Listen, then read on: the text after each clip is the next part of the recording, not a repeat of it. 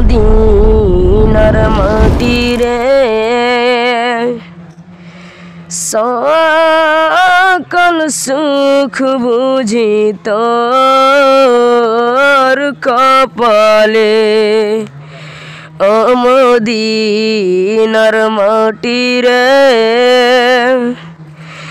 সকল সুখ বুঝি তোর কপালে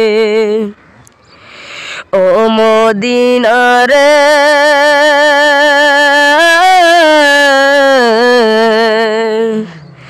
তোর বুকে আমার নবী যার লাগে পাগল সবে যার তারে হইল সৃষ্টি ত্রিভুবন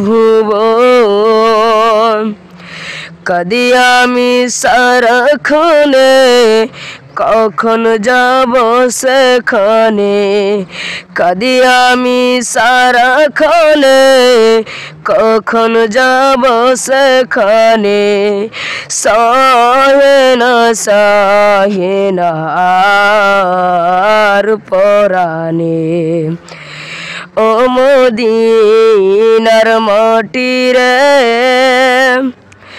সকল সুখ বুঝি তোর কপালে ও মদিনার মাটি রে সকল সুখ বুঝি তোর কপালে ও মদিনা রে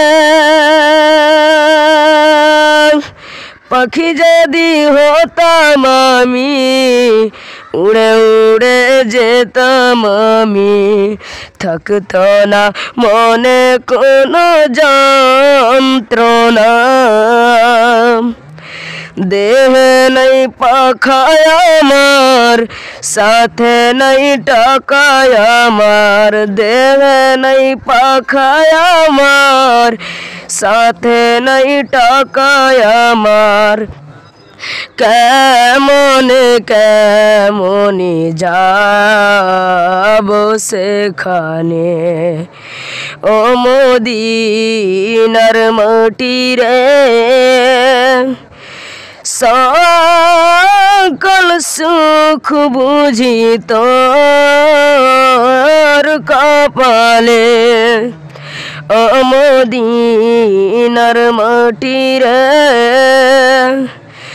সকল সুখ বুঝি তোর কপালে ও মদিনা রে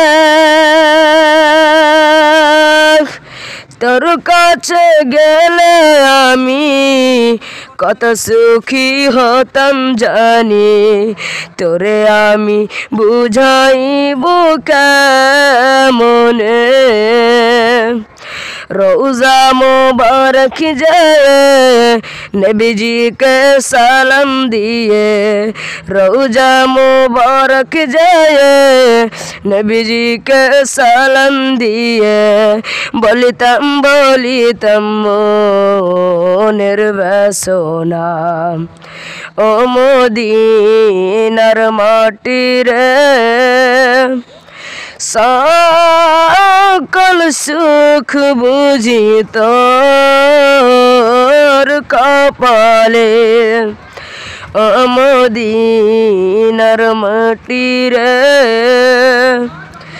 সকল সুখ বুঝি তোর কপালে नहमदुहु व नसल्ली अला रसूलिहिल करीम अम्मा बाद अऊज़ु बिल्लाहि मिनश शैतानिर रजीम बिस्मिल्लाहिर रहमानिर रहीम व मन यत्तकिल्लाहा यजअल लहु मखरजा व यरजुकहु मिन हैसु ला यहतसिब व मन यतवक्कल अलल्लाहि फहुवा हस्बुह इन्नल्लाहा बालिगु अम्रिहि क़द ज़अलल्लाहु लिकुल्लि शैइन क़दरा। समस्त प्रशंसा और गुणगान से महान रब्बुल आलमीनेर जन्य जिनार अशेष कृपाय आज के प्रोग्राम सालाना अंजुमाने उपस्थित होते पेरेछि ताई सकलेই বলি আলহামদুলিল্লাহ। তারপরে আমাদের নবী হযরত মুহাম্মদ সাল্লাল্লাহু আলাইহি ওয়াসাল্লাম এর প্রতি লাখো কোটি দুরূদ সালাম অবতীর্ণ হোক। আল্লাহুম্মা সাল্লি আলাইহি আল্লাহুম্মা বারিক আলাইহি। শ্রদ্ধেয় সম্মানীয় আজকের সভাপতি ও আমার পাশে বসে থাকা শিক্ষক মণ্ডলীগণ ও আমার সামনে বসে থাকা দূর দূরান্ত থেকে ছুটে আসা শিক্ষা পিপাসিত ভাই সকল, আজকে আমি যে বিষয়টি নিয়ে দণ্ডমান হয়েছি সেই বিষয়টির নাম হচ্ছে আল্লাহ ভীতি ও তার পরিণতি। আমাদের নবীজি বলেন, মানুষের মধ্যে সেই ব্যক্তি সবচেয়ে ভালো যিনি মানুষের উপকার করেন। এইরূপ একজন পরোপকারী মহান ব্যক্তি ছিলেন মুসলিম জাহানের দ্বিতীয় খলিফা হযরত উমর ফারুক রাদিয়াল্লাহু তাআলা আনহু। তিনি রাতে বিভিন্ন এলাকায় ঘুরে বেড়াতেন এবং মানুষের উপকারের চেষ্টা করতেন। এক রাতে তিনি ঘুরতে ঘুরতে একটি বাড়ির সামনে থমকে দাঁড়ালেন। তখন বাড়িটির ভেতরে একটি বুড়ি তার মেয়েকে বলছে, দুধে পানি মিশিয়ে দে, দাম বেশি পাবে। মেয়েটা বলল, তা কি হয় মা, কারণ আল্লাহ ও তার রাসূলের মানা কোনো কিছুতেই ভেজাল দিও না। খলিফার হুকুম তাই মা বললেন, রাখতার খলিফার কথা, আমরা কি করছি খলিফা কি তা দেখতে পাচ্ছেন? মেয়েটা বলল, খলিফা দেখছেন মা ঠিকই, কিন্তু আল্লাহ তো দেখছেন, তাকে ফাঁকি দেওয়া যাবে কি মা? ওই মা ও মেয়ের আলাপ শুনে খলিফা তো অবাক। তিনি মনে মনে ভাবছেন, তাই তো গরিবের মেয়ে এত দিনদার আল্লাহ বলি হয় কি? অতঃপর তিনি ওই বাড়ির দরজায় একটা দাগ দিয়ে চলে গেলেন। বাড়ি ফিরে নিজের ছেলেদের ডেকে বললেন, দেখো আমি একটা খুব ভাই পরহেজগার ও ধার্মিকা মেয়ের খোঁজ পেয়েছি, তোমাদের মধ্যে কেউ তাকে বিয়ে করতে রাজি আছো কি? খলিফার একটি পুত্র আসেম সম্মত হলো। তাই তখন ওই খলিফার নির্দেশে গায়ে লোকজন ছুটলো। অতঃপর দরজায় দাগ দেখে তারা বাড়িটি চিনে ফেললো। সেই রাতে আলাপ ও বিয়ের প্রস্তাব শুনে মা ও মেয়ে অবাক হয়ে গেল এবং বিয়ে শাদী হয়ে গেল। এভাবে গোয়াল্লির মেয়ে তার আল্লাহতে রাজা রানীতে পরিণত হলো। তাই আল্লাহ বলেন, যে ব্যক্তি আল্লাহকে ভয় করে তিনি সব রকম ঝামেলা থেকে তার মুক্তির পথ তৈরি করে দেন। শিক্ষণীয় একটি ঘটনা হাদিস শরীফে বর্ণিত হয়েছে। বিখ্যাত সাহাবী আব্দুল্লাহ ইবনে উমর রাদিয়াল্লাহু তাআলা থেকে বর্ণিত, তিনি বলেন, এক দুইবার বা 5-7 বার নয়, বরং এর চেয়েও বেশি বার রাসূলুল্লাহ সাল্লাল্লাহু আলাইহি ওয়াসাল্লামকে বলতে শুনেছি যে বানি ইসরাইল কিফিল নামে এক ধনাঢ্য ব্যক্তি ছিল যে সব ধরনের গুনাহের কাজে লিপ্ত ছিল। একবারের ঘটনা, এক নারী অভাবে পড়ে তার কাছে সাহায্যের জন্য এলো। সে তার অভাব পুঁজি করে ব্যভিচারের শর্তে তাকে 60 দিনার স্বর্ণ মুদ্রা দিতে রাজি হলো। নিরাপয় বাধ্য হয়ে নারী কাজে রাজি হয়ে গেল।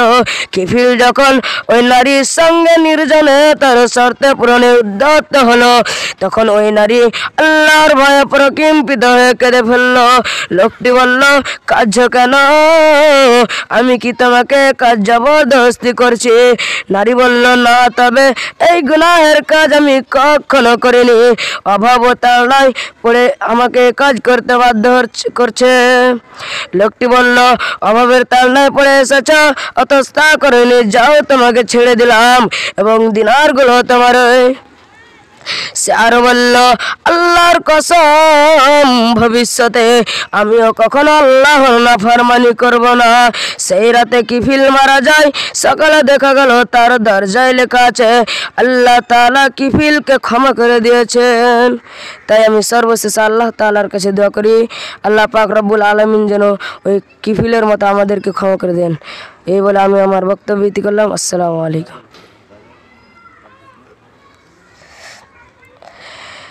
কোন জমিনের মাটি আমার হবে গুরুস্থান? কোন জমিনের মাটি আমার হবে গুরুস্থান? কাদের চোখের জলে আমি, কাদের চোখের জলে আমি হব পরিত্রাণ। কোন জমিনের মাটি আমার হবে গোরস্থান। কোন জমিনের মাটি আমার হবে গোরস্থান। কারা আমায় গোসল দেবে, কে আনবে কাফন। কারা আমায় কেঁদে কেঁদে করিবে দাফন। কারা আমায় গোসল দেবে, কে আনিবে কাফন। কারা আমায় কেঁদে কেঁদে করিবে দাফন। কারা আমার পাশে বসে, কারা আমার পাশে বসে শোনাবে কুরআন। কোন জমিনের মাটি আমার হবে গোরস্থান। কোন জমিনের মাটি আমার হবে গোরস্থান। কাদের চোখের জলে আমি,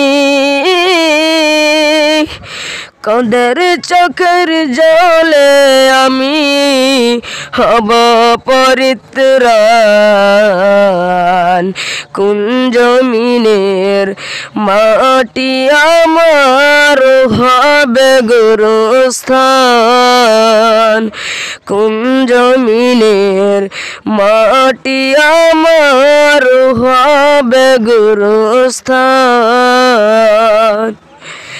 কার কাঁধে চড়ি আমি কবর দেশে যাব। জানি না কার মোনাজাতি খোদার রহম পাব। কার কাঁধে চলি আমি কবর দেশে যাব। জানি না কার মোনাজাতি খোদার রহম পাব। কার কারণে করবে ক্ষমা, কার কারণে করবে ক্ষমা আল্লাহ মেহেরবান। কোন জমিনের মাটি আমার হবে গোরস্থান। কোন জমিনের মাটি আমার হবে গোরস্থান। কাদের চোখের জলে আমি, কাদের চোখের জলে আমি হব পরিত্রাণ। কোন জমিনের মাটি আমার হবে গোরস্থান। কোন জমিনের মাটি আমার হবে গোরস্থান। আসসালামু আলাইকুম।